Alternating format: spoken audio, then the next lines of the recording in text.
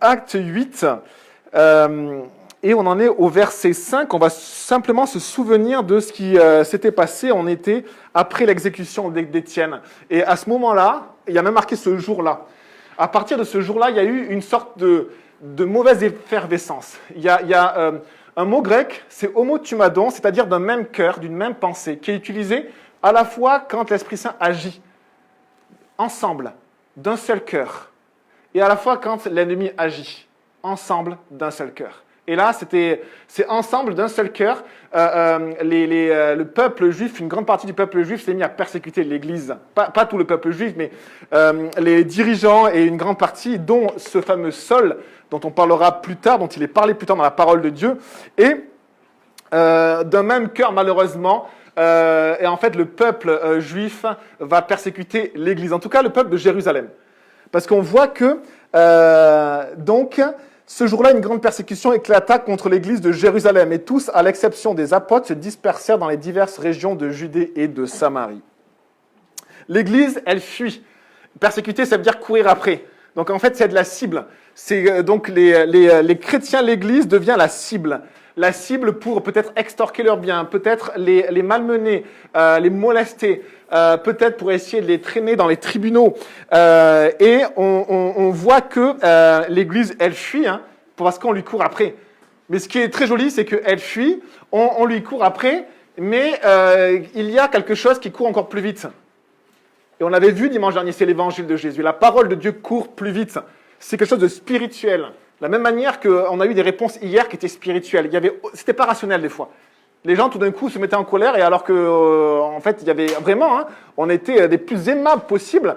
Et pourquoi ils se mettaient en colère? Pourquoi ils nous renvoyaient des trucs comme si, voilà, ils voulaient avec leurs mots un peu nous taper? Parce que c'est spirituel. Et la parole de Dieu fait une œuvre spirituelle puissante par l'Esprit de Dieu. Et cette parole, en fait, se propageait plus vite que ses assaillants. C'est ce qui est marqué ici dans le verset 4. Ceux qui avaient été dispersés allaient de lieu en lieu et annonçaient la bonne nouvelle de la parole de Dieu. Tout ceci, de Adam et Ève à l'Apocalypse, c'est la bonne nouvelle de Dieu. La bonne nouvelle. Vous savez comment on appelait les chrétiens dans certaines villes qui avaient vécu vraiment une grande action de l'Esprit Saint et où il y avait des églises qui avaient grandi? La population regardait ces gens un peu bizarres et les appelait en fait les hommes du livre. Les personnes du livre. Ils se ramalaient toujours avec ce fichu livre-là. La Bible, la parole, la bonne nouvelle de la parole de Dieu. Et Dieu nous demande, et c'est le rôle de l'Église, de la porter en nous. D'avoir cette parole en nous. Et c'est pour ça qu'on enseigne la parole de Dieu et qu'on va continuer à le faire, même si le monde trouve ça fou. Pourquoi? Parce que c'est ce que Dieu nous demande, la folie de la prédication. Et du coup, nous sommes dans Acte 8 et au verset 5. Donc l'Église se disperse, elle quitte Jérusalem, elle va de ville en ville, elle traverse les régions autour de Jérusalem, et on lit ceci, Acte 8, verset 5. Philippe descendit dans la ville de Samarie et y prêcha le Christ. Les foules tout entières, c'est le même mot, homotumadon, d'un même cœur, unanimement, ensemble. Les foules tout entières étaient attentives à ce que disait Philippe, lorsqu'elles apprirent et virent les signes miraculeux qu'il accomplissait, ou alors en entendant et en voyant les signes miraculeux. Verset 7, en effet, des esprits impurs sortaient de beaucoup de démoniaques en poussant de grands cris, et beaucoup de paralysés et de boiteux étaient guéris. Il y eut une grande joie dans cette ville. Il y eut une grande joie dans cette ville. Et on va sauter les versets 9 à 13 qui parlent d'un personnage, Simon, que l'on verra dimanche prochain, et on continue au verset 14. Les apôtres qui étaient à Jérusalem apprirent que les habitants de la Samarie avaient fait bon accueil à la parole de Dieu, et ils leur envoyèrent Pierre et Jean. Ceux-ci descendirent et prièrent pour eux afin qu'ils reçoivent le Saint-Esprit. En effet, ils n'étaient encore descendus sur aucun d'eux. Ils avaient seulement été baptisés au nom du Seigneur Jésus. Alors Pierre et Jean posèrent les mains sur eux et ils reçurent le Saint-Esprit. Je vous invite à prier. Seigneur Jésus, on te remercie pour ta parole. Je te demande, Seigneur, de nous remplir de toi. Je te demande, Seigneur, d'ouvrir nos cœurs, s'il te plaît. Et on te demande, Jésus, simplement que ton Esprit Saint puisse agir, que nos cœurs puissent simplement s'ouvrir. Et puis, on s'en remet à toi, Seigneur. On s'en remet à ta parole, qui est parfois surprenante. Et on te demande que ce soit ta parole qui soit prêchée ce matin. Amen. Alors, on n'aime pas les versets 14 à 17 qu'on vient de lire. On n'aime pas du tout. Ils leur imposèrent les mains, ils reçurent le Saint-Esprit, mais ils avaient déjà cru. Oula. Il y a un autre passage qui est pire que celui-là. Acte 19. On ne savait même pas que le Saint-Esprit existait. Et ils imposent les mains et puis ils reçoivent le Saint-Esprit. Alors qu'ils ont cru. Donc on va passer au travers de ces versets-là. C'est le problème quand on veut vraiment enseigner verset par verset, qu'on ne veut pas choisir, on va dire, les thèmes qu'on aime prêcher. Il y a d'autres thèmes que je préfère prêcher, moi, mais on va prêcher du coup ici sur l'Évangile, Philippe l'évangéliste, sur le Saint-Esprit qui descend sur les personnes, sur le baptême, il est parlé de baptême. Ok. Et on commence au verset 5.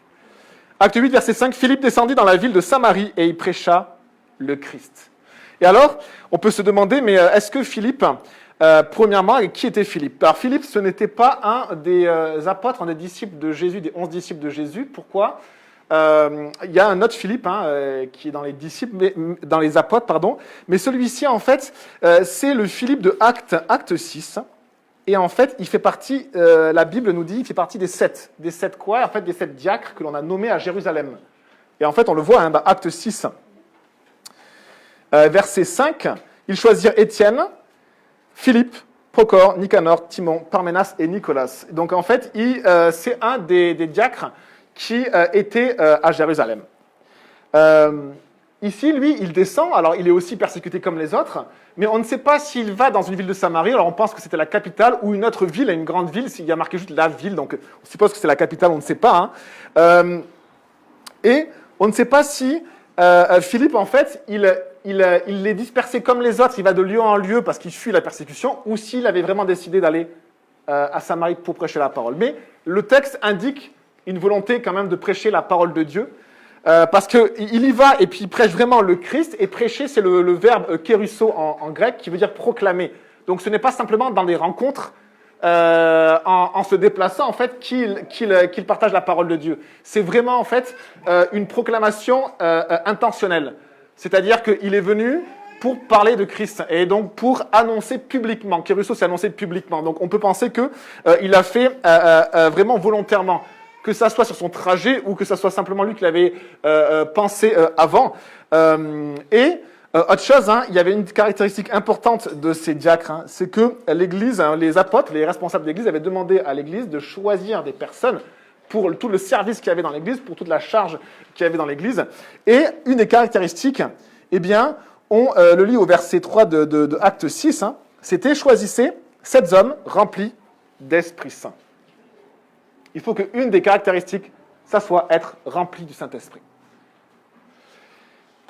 Et le Saint-Esprit guide Philippe, de toute manière, que ce soit qu'il ait prévu ou qu'il passe par là, il guide Philippe et il le guide vers cette ville et pour y prêcher le Christ. Et on voit ceci, on voit un peu mieux du coup qui est ce Philippe. Et que fait-il? Que fait-il? Il annonce en fait publiquement le Christ. Donc c'est plus que simplement une rencontre un à un. C'est plus ce qu'on a fait en fait dans les rues là. Nous hier en église, nous on a fait un peu ce qui est marqué dans le verset 5 de Acte 8. Dans le verset 4, c'est que on a annoncé la bonne nouvelle de lieu en lieu. Bon, c'est pas mal. On a annoncé la bonne nouvelle de lieu en lieu. Et puis simplement, voilà, comme les rencontres se faisaient, Et c'est ce qu'on a fait. Mais là, Philippe, lui, ce qu'il fait, en fait, il va plus loin. Il est un peu plus fou que nous. Et en fait, il se pose quelque part, et lui, son but, c'est de prêcher, en fait. Et du coup, en fait, des foules se rassemblent.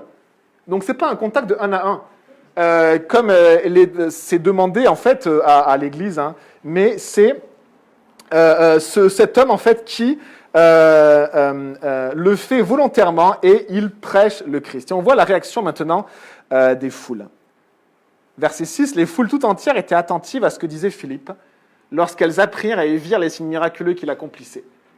Le grec dirait plutôt, enfin c'est compliqué de traduire forcément le grec, quand on a le grec interlinéaire, en fait c'est vrai que les formulations ne sont pas évidentes à trouver, mais en fait le grec va plutôt dire que les foules d'un seul cœur écoutaient Philippe, étaient autour de lui en écoutant ses paroles, hein, en étant percutés par ses paroles, et en voyant les signes miraculeux. Il se passe ces choses en même temps. On voit qu'il y a une action de l'Esprit Saint, que les foules finalement sont comme disposées à écouter la parole de Dieu, et elles voient en même temps des miracles. Les foules, c'est assez intéressant de voir ce mot-là. Les foules, c'est un groupe insouciant de personnes. Et c'est vrai que quand on passe dans les rues pour partager de Jésus aux gens, ben souvent, les personnes qui sont plutôt disposées, c'est celles qui n'ont rien à faire, qui sont sur un banc, celles qui attendent avec leurs enfants à côté, insouciants. Et là, c'était pareil, c'était des personnes. Une foule, c'est aussi un attroupement de peuples assemblés sans ordre. C'est aussi la multitude qui n'est pas l'élite, si vous voulez. C'est des personnes qui sont attroupées dans un lieu. Et en fait, donc, il y a ces foules-là qui... alors, pourquoi elles étaient là? Eh bien, pour 1000 raisons ou pour aucune raison, hein, comme quand on va dans un parc. Il y a des gens qui sont allés là parce que ça criait au trot à la maison, d'autres parce qu'ils voulaient faire jouer leurs enfants, d'autres parce qu'ils sont passés par là. Et il y a tout type de personnes. Et à un moment donné, en fait, Philippe prêche la parole de Dieu.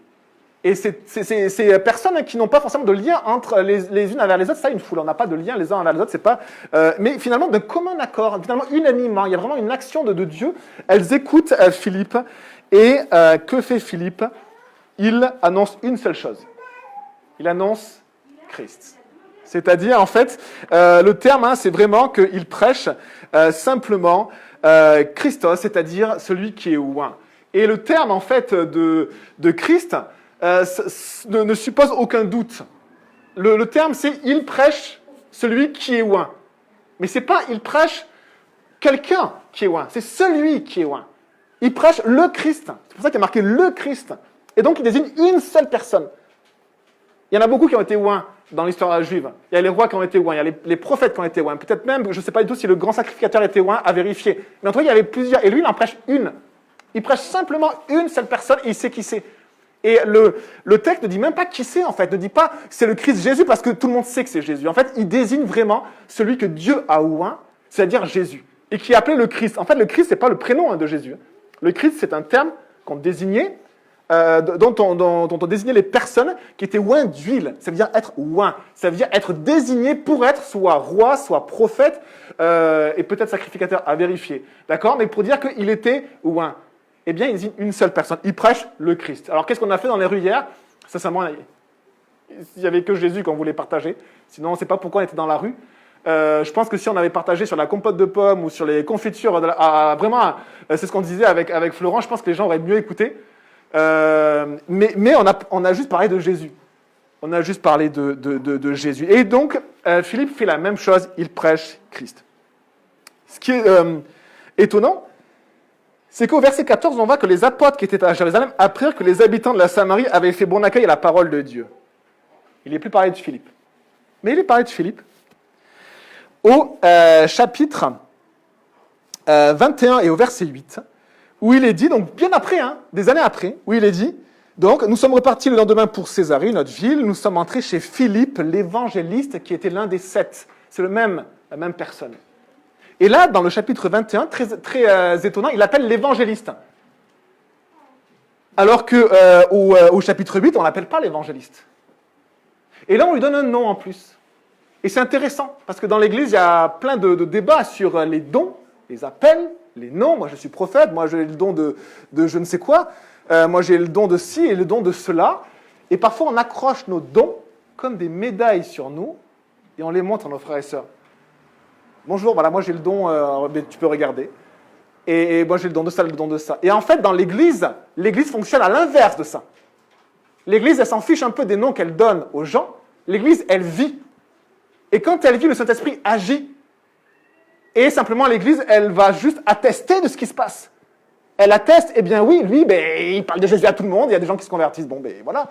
Quelques années après, on l'appellera l'évangéliste. Mais lui s'en fiche qu'on l'appelle l'évangéliste. Est-ce que vous vous en souvenez de frère André? Frère André, en fait, il n'était pas en train de dire, alors moi je suis quoi? Moi je suis prophète, moi je suis évangéliste. En fait, il s'en fiche. Moi je pense que c'est un évangéliste. Mais il s'en fiche, qu'est-ce qu'il a fait? Il a fait ce que Dieu lui a demandé. Et il s'appelait comment? Frère André. Pourquoi il s'appelait Frère André? Pour justement pas qu'on lui colle des noms et qu'on le mette au-dessus. C'est juste une personne comme les autres. Et il disait, je ne fais aucun cas de ma vie. Vous faites de même. Et du coup, en fait, c'est ça l'Église. L'Église, c'est juste vivre, faire ce que Dieu nous met à cœur. Vivre l'Église, c'est dans l'Église que le Saint-Esprit agit et révèle les dons. Et simplement, quelques années après, peut-être qu'on vous dira, bon, je pense que toi, tu as le don d'hospitalité. Pas sûr. Et le nom ou les médailles n'importent pas du tout. Vous imaginez, il faut attendre le chapitre 21 pour lire Philippe l'évangéliste. Alors que le gars, il a évangélisé, mais des régions entières. Il y a eu des foules entières qui se sont converties. Eh bien, quelques années après, on va simplement reconnaître comment Dieu l'utilise. C'est ça, les dons, c'est comment Dieu l'utilise. Ce n'est pas une introspection pour savoir nos qualités. C'est comment Dieu nous utilise dans l'Église par le Saint-Esprit. Et alors, on passe à quelque chose qui est étonnant. Lorsqu'elle, donc, en écoutant, en apprenant et en voyant les signes miraculeux qu'il accomplissait, et on regarde au verset 7, en effet, des esprits impurs sortaient de beaucoup de démoniaques en poussant de grands cris et beaucoup de paralysés et de boiteux étaient guéris. La parole de Dieu ce matin parle de la puissance de Dieu.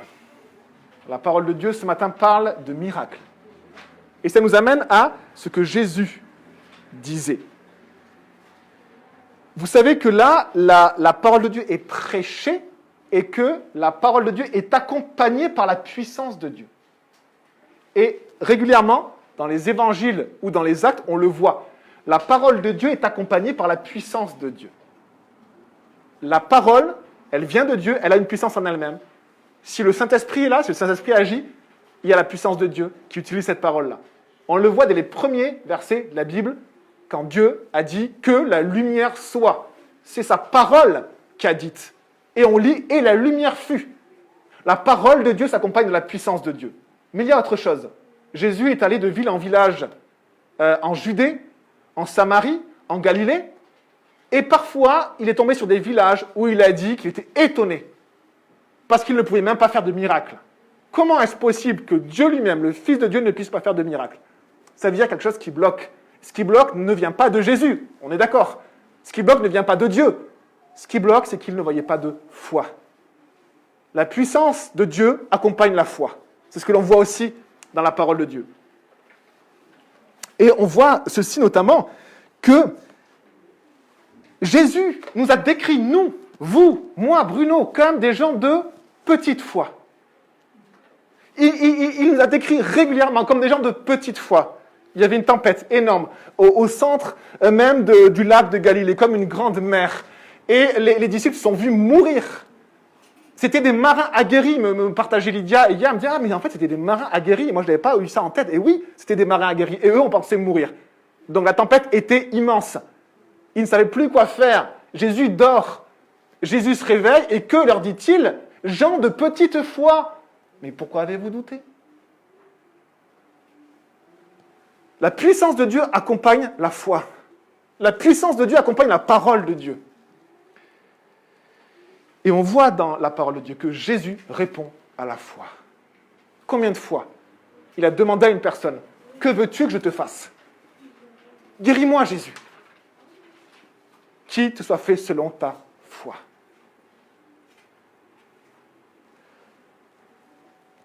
Dieu est décrit depuis les débuts comme étant celui qui est le Tout-Puissant. Le Tout-Puissant. Aucune chose n'est impossible à Dieu. En effet, des esprits impurs sortaient de beaucoup de démoniaques en poussant de grands cris et beaucoup de paralysés et de boiteux étaient guéris. Alors on peut se poser cette question-là. Mais comment vivre les miracles? Et peut-être que c'est peut-être pas la bonne question, mais on peut se la poser, hein, puisque c'est en tout cas des débats qu'il y a dans les églises qui provoquent des divisions, qui provoquent beaucoup de frictions. Est-ce que vous avez des miracles? Comment vivre les miracles? Et on peut se poser plutôt cette question, est-ce que nous croyons que Dieu peut faire la même chose aujourd'hui? Est-ce que Dieu a la puissance de faire la même chose aujourd'hui? Est-ce que Dieu a la puissance de délivrer une personne d'un démon? Est-ce que Dieu a la puissance de guérir physiquement une personne? Oui, et Dieu le fait. Et Dieu le fait. Et il y a des personnes qui sont guéries, miraculeusement guéries par Dieu, dans ce monde-là, et régulièrement.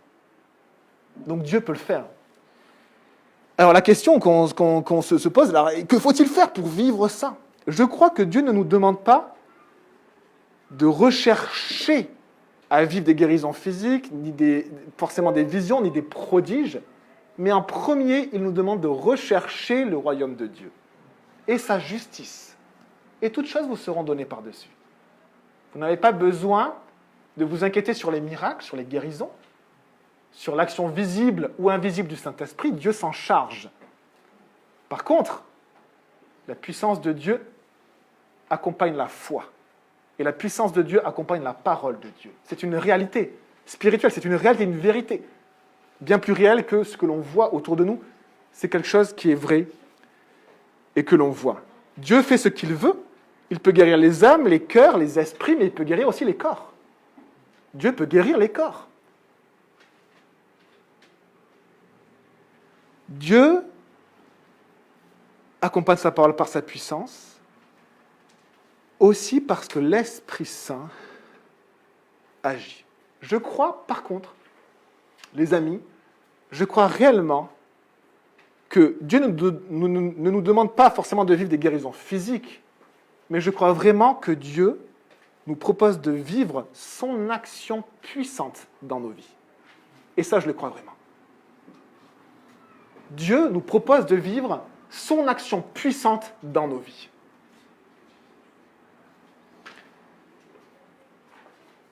Alors bien sûr, notre foi n'est pas dans les miracles. Notre foi, elle est en Jésus. Donc on ne recherche pas plus de miracles. On ne recherche pas les miracles. On recherche Jésus. Où est Jésus? Je veux plus de Jésus. Je veux connaître plus Jésus. Je veux qu'il remplisse ma vie, ma famille, mon couple, mes enfants, plus de Jésus. Cherchez en premier le royaume de Dieu, le roi du royaume de Dieu. Savez-vous qui c'est? Mais c'est Jésus. Plus de Jésus. Plus de Jésus. Et effectivement, les disciples sont écriés à Jésus. Ils ont dit, Luc 17, verset 5, les apôtres dirent au Seigneur, augmente-nous la foi. Augmente-nous la foi. Nous avons besoin, effectivement, de plus de foi. Effectivement. La parole de Dieu nous le dit. Nous sommes des gens de peu de foi. Seigneur, augmente-nous la foi.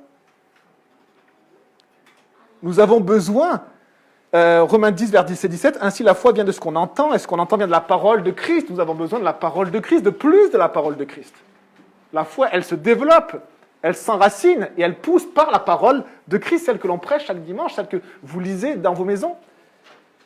Et bien sûr, on a besoin de plus de Jésus. Plus de Dieu. Dieu nous aime, Dieu fait grâce aux humbles. Et on a besoin, les amis, on va passer à la deuxième partie de ce que l'on a lu ce matin, on a besoin de plus de son Esprit Saint. On a besoin de plus de son Esprit. Je vais vous lire un verset et après, on va passer au verset 14 à 17. Jacques 4, verset 5 nous dit ceci, « Dieu chérit l'Esprit qu'il a fait habiter en nous. » Le mot « chérir » en grec signifie « soupir après ». Dieu, quand il nous regarde, il soupire après son esprit qu'il a mis en nous. Il soupire de voir son esprit qui prend toute la place en nous. Il soupire de voir l'action de son esprit en nous. Il soupire après son esprit. Il ne soupire pas après les médailles que nous on se met. il soupire après son esprit en nous. Il nous regarde, et ce qui plaît à Dieu, c'est de voir son esprit en nous qui a toute la place. Ça plaît à Dieu. De la même manière que ce qui plaît à Dieu, ça a été de voir Jésus sur la terre vivre de manière tellement belle pour Dieu, juste, rempli de grâce et de vérité. Et il a écrié plusieurs fois, du ciel, il a dit, Dieu le Père a dit, voici mon fils bien-aimé, écoutez-le, voici celui en qui j'ai toute mon approbation, celui qui m'a plu, qui m'a complu entièrement. Eh bien, Dieu nous regarde, il voit son esprit en nous, et il aimerait voir la même chose, il aimerait voir que Jésus nous remplisse, que son esprit nous remplisse. Il soupire après ça, Dieu soupire après ça. Si Dieu soupire après son esprit en nous, est-ce que nous aussi, nous soupirons après l'esprit de Dieu? Si Dieu soupire après son esprit, est-ce que nous soupirons après l'esprit de Dieu?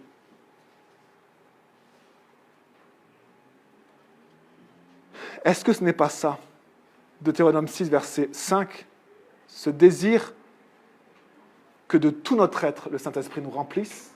Est-ce que ce n'est pas ça, Deutéronome 6, verset 5, tu aimeras l'Éternel, ton Dieu, de tout ton cœur, de toute ton âme et de toute ta force? Ce qui plaît à Dieu. Et alors parfois, les amis, nous agissons un peu comme ces personnes à qui on va parler du Saint-Esprit. Et ils vont répondre ceci. Ils avaient cru en Jésus. Et ils vont dire dans Actes, je crois 21 ou 26, je ne sais plus, ils vont dire, nous n'avions même pas entendu qu'il existait un Saint-Esprit. Alors que l'œuvre de Dieu, dans vos vies et dans ma vie, l'évangile qui se répand sur la terre, ne peut se faire que par l'action du Saint-Esprit. Et parfois, nous disons à Jésus, vous savez comment un être est décrit dans les proverbes comme une ville? Une ville. Imaginez une ville. Ou une demeure. Eh bien, nous, dans notre demeure, nous avons compartimenté toute notre demeure comme un immense meuble à tiroir. Et nous disons à Jésus, Jésus, je crois en toi, viens, rentre dans ma vie, rentre dans le tiroir numéro 453, s'il te plaît. Rentre, remplis-moi. Par contre, essaie de ne pas trop déranger ce qu'il y a dans le tiroir. On fait comme ça. Jésus dans une petite partie de notre vie. Dans Marc 1, verset 8, Jean-Baptiste a dit ceci. Moi, je vous ai baptisé d'eau, mais lui, il vous baptisera du Saint-Esprit. Ça veut dire quoi, baptiser? Baptiser, ça veut dire immerger, ça veut dire être rempli. C'est-à-dire qu'on plonge dans l'eau, on a de l'eau au-dessus de nous, et on est enveloppé, donc comme un manteau. Savez-vous que Jésus a vécu cela? Savez-vous que Jésus a été baptisé du Saint-Esprit? Et je ne peux pas dire le contraire, parce que Matthieu, chapitre 3, vous savez que Jean, il prêchait le baptême de repentance. C'est-à-dire qu'il faisait baptiser les gens, mais les gens confessaient leurs péchés. Et là, ça va être théologique, ce que je vais vous dire. Ils confessaient leurs péchés et se faisaient baptiser pour la repentance. Ils reconnaissaient leurs péchés, ils reconnaissaient qu'ils avaient besoin de mourir, d'être lavés, et après de revivre. En clair, ils annonçaient un peu ce que Jésus allait faire pour eux, le sacrifice de Jésus, et ils annonçaient qu'ils étaient pécheurs. Baptême de repentance. Maintenant, on n'a plus le baptême de repentance, c'était celui qui était avant Jésus, avant la mort de Jésus. Maintenant, on a le baptême chrétien qui est après Jésus, qui signifie la même chose. On a été pardonné, ça a été fait, on a été pardonné, et on a vécu la mort avec Jésus et la vie avec Jésus. Mes péchés sont pardonnés, et je suis vivant avec Dieu. Je suis mort en Christ, et vivant avec lui. Mais regardez ce qui se passe dans Matthieu 3, verset 13, page 618. Jésus vint de la Galilée jusqu'au Jourdain vers Jean pour être baptisé par lui, mais Jean s'y opposait. Et bien sûr que Jean s'y opposait. Pourquoi? Parce que Jean, en fait, il savait que c'était celui que Dieu avait élu, avait oint, que c'était le Fils de Dieu, et il savait que le Fils de Dieu ne pouvait pas être baptisé du baptême de repentance. Jésus est saint, il est juste, il n'a jamais commis un péché. Donc Jésus ne peut pas être baptisé du baptême de repentance, c'est impossible. C'est impossible. Et Jésus, quand même, s'est opposé à Jean, et il lui a dit, si, il faut que tu me baptises. Il lui a dit, Jean s'y opposait en disant, c'est moi qui ai besoin d'être baptisé par toi. Mais bien sûr, parce que lui est pécheur et que Jean et que Jésus, en fait, est sans péché. Jésus lui répondit, laisse faire maintenant, car il est convenable que nous accomplissions ainsi tout ce qui est juste. Donc Jésus s'est fait baptiser, mais pas du baptême de repentance, c'est impossible. De quel baptême? De quel baptême s'est-il fait baptiser? Regardez ce qui se passe. Dès que Jésus fut baptisé, verset 16, Jésus sortit de l'eau, alors le ciel s'ouvrit, et il vit l'Esprit de Dieu descendre comme une colombe et venir sur lui. Regardez maintenant le chapitre 4.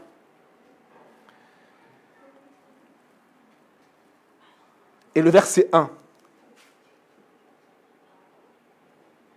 Jésus, rempli du Saint-Esprit, revint du Jourdain. Il fut conduit par l'Esprit dans le désert. Chapitre 4, verset 14. Alors, excusez-moi, c'est Luc. C'est dans Luc. Dans Luc 4, verset 1, Jésus, rempli du Saint-Esprit, revint du Jourdain. Il n'est jamais marqué qu'avant, il était rempli du Saint-Esprit. Et la question qu'on va se poser, c'est est-ce que Jésus avait le Saint-Esprit? Est-ce que Jésus avait l'Esprit de Jésus? Le Saint-Esprit, c'est l'Esprit de Jésus. Est-ce que Jésus avait l'Esprit de Jésus? Je pense qu'on peut tous dire oui. Je pense que le plus petit théologien peut dire oui. Jésus avait l'Esprit de Jésus. Jésus a été baptisé du Saint-Esprit. Et on voit les deux termes. C'est qu'il est les trois termes. C'est que l'Esprit descend sur lui quand il est dans l'eau. Donc l'Esprit Saint vient sur lui. C'est qu'il est rempli du Saint-Esprit. Et, verset 14, Jésus, il est revêtu de la puissance de l'Esprit. Le Saint-Esprit est sur lui, il est rempli du Saint-Esprit, il est revêtu de l'Esprit. Et on va voir que Jésus utilise exactement les mêmes termes pour ses disciples. Et avoir quelque chose sur nous, autour de nous et en nous, c'est être baptisé. Et on voit que dans Luc 24, verset 49, regardez ce que Jésus lui-même dit à ses disciples. Il dit ceci.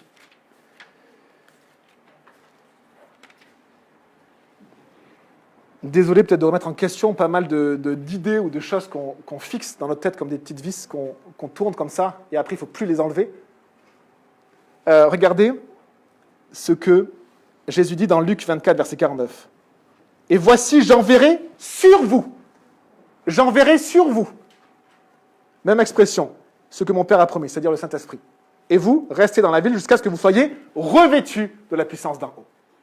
Ce que Jésus a vécu, il dit à ses disciples, vous avez besoin de le vivre aussi pour me servir. Jésus a commencé à servir Dieu dans son ministère à partir du moment où il a été baptisé du Saint-Esprit. Et si Jésus l'a vécu, eh bien nous aussi nous avons besoin de le vivre. Et alors on peut se dire, mais qu'est-ce que c'est être rempli du Saint-Esprit? Qu'est-ce que c'est être baptisé du Saint-Esprit? Il y a un verset qui dit, ne soyez pas enivrés de vin, mais soyez enivrés, remplis du Saint-Esprit.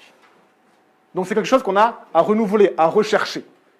Je ne vais pas partir dans les débats théologiques, je pense, infructueux, de est-ce que j'ai été baptisé ou pas du Saint-Esprit. Je pense que être baptisé du Saint-Esprit, je vais vous dire comment je le vois. Première chose, c'est que la Bible nous dit que c'est quelque chose de nécessaire pour servir Dieu. Si on n'est pas rempli du Saint-Esprit, nous sommes sans ressources, nous sommes secs, nous n'avons rien, nous n'avons aucune énergie. C'est l'énergie que donne le Saint-Esprit, la capacité que nous donne le Saint-Esprit, qui nous aide à avancer, même si on n'a plus d'énergie, même si on n'a plus de force, même si on n'a plus de courage. C'est le Saint-Esprit qui fait ça. Ça vient de Dieu, et ça revient à Dieu, c'est pour Dieu, ça le glorifie. Être baptisé du Saint-Esprit, être rempli du Saint-Esprit, les amis, je pense que c'est simplement ça. Vous vous en souvenez? On est là, devant Jésus, on dit « Oh, j'en t'aime, Jésus, rentre dans le tiroir, juste à droite, là, et fais toute la place, mais juste là, s'il te plaît. » Alors que Jésus, lui, déclare qu'il nous considère pas comme un des 400 tiroirs que nous avons. Nous sommes des champions à mettre plein de tiroirs de parcelles dans nos vies. Nos villes, nos âmes, nous les construisons année après année. Et on fait une petite rue par là, on fait un édifice, et on fait un truc super complexe. Et Jésus vient dans cette espèce de millimilo de tout ce qu'on a construit. Et Jésus, on va dire, ah, ben toi, on va te mettre où? Là, il y a un petit coin, vas-y, viens ici ou là. Alors que Jésus dit, dans Apocalypse, voici, je me tiens à la porte et je frappe. Il nous considère comme une maison. celui qui ouvre la porte, eh bien j'entrerai et je souperai avec lui. Je pense qu'être rempli du Saint-Esprit, c'est accepter, à un moment donné, de faire confiance à Dieu et d'arrêter avec tout ce qu'on pense, tout ce qu'on sait, toutes nos attentes, tout ce qu'on veut expliquer aux autres, tout ce qu'on veut être. J'ai le don d'eux, tout ça, mettre tout ça à la poubelle et dire à Dieu, ouvre tous les tiroirs, remplis-moi totalement, fais de moi ce que tu veux, remplis-moi de ton esprit. Et on a besoin de le demander, les amis. On a besoin de demander à Jésus de nous remplir pour qu'il le fasse. Il frappe à la porte.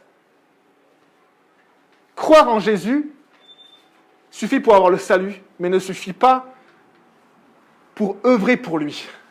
Œuvrer pour lui. Porter des fruits, nous avons besoin que le Saint-Esprit nous remplisse.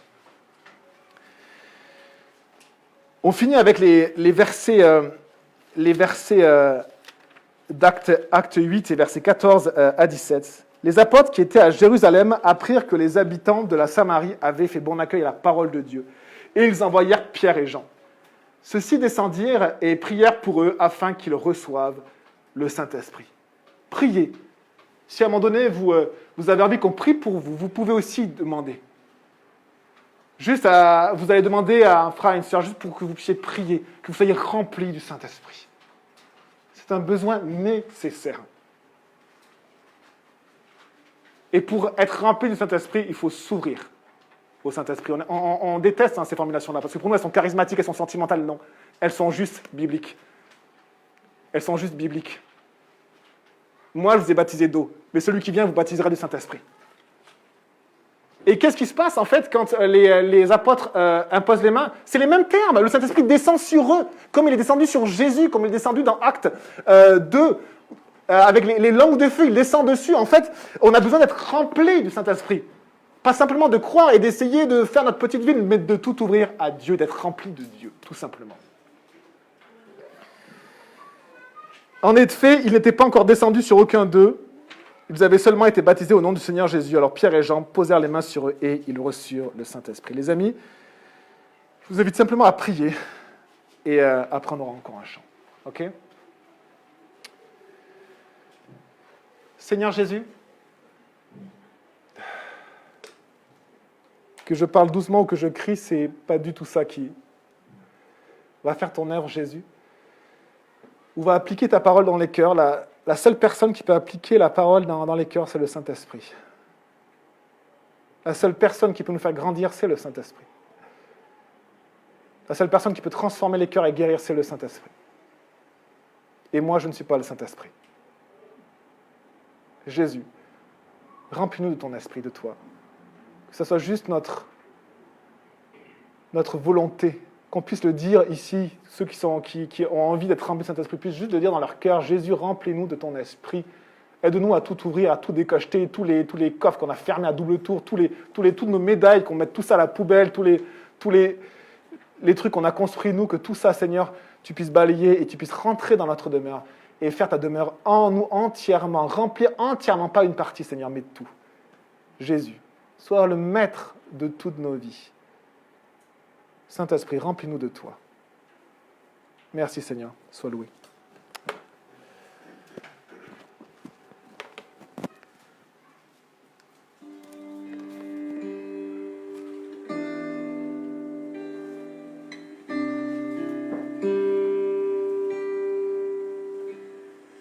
Jésus, mon cœur a soif et je recherche à toujours vouloir plus de toi. Tu es la source et tu offres la vie qui me rend nouveau. Saint-Esprit, remplis-moi de ton souffle, ma voix de prière et ma bouche de louange. Remplis mon cœur de chant, car le chemin est long, il me faut ta force. Jésus, ton amour est suffisant, viens me remplir.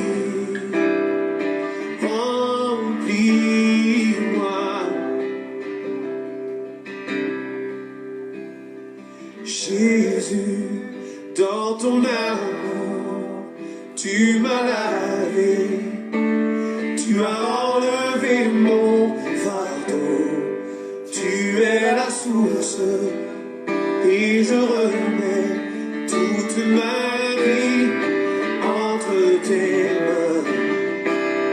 Saint-Esprit, remplis-moi de ton souffle, ma voix de prière et ma bouche de louange. Remplis mon cœur de chant, car le chemin est long, il me faut ta force. Jésus, ton amour est suffisant. Viens me remplir, remplis-moi.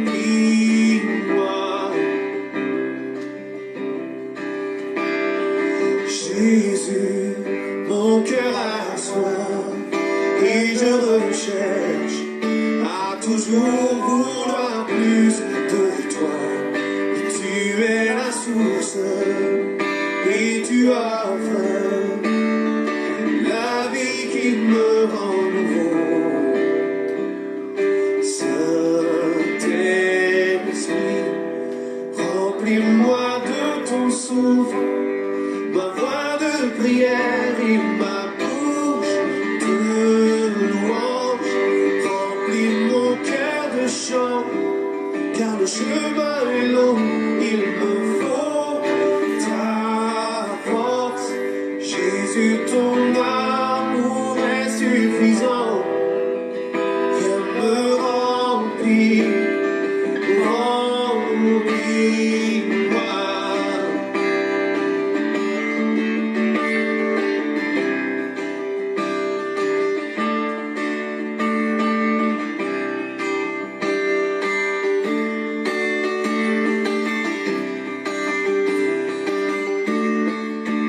Tu es l'eau vive dans le désert, la pluie dans la poussière, la guérison des cœurs brisés et la vie.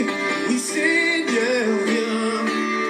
Tu es l'eau vive dans le désert, la pluie dans la poussière, la guérison des cœurs brisés et la vie.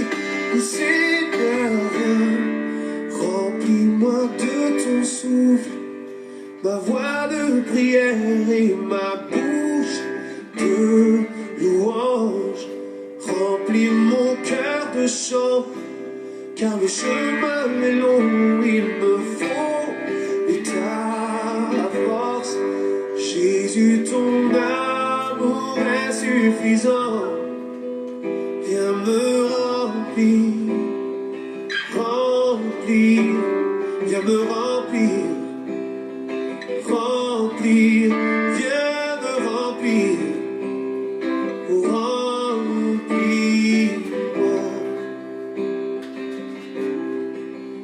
Remplis-moi, Seigneur. Oui, j'ai tant besoin de toi, d'être rempli de toi, Seigneur. Remplis ma bouche de louange, remplis mon cœur de ta pensée.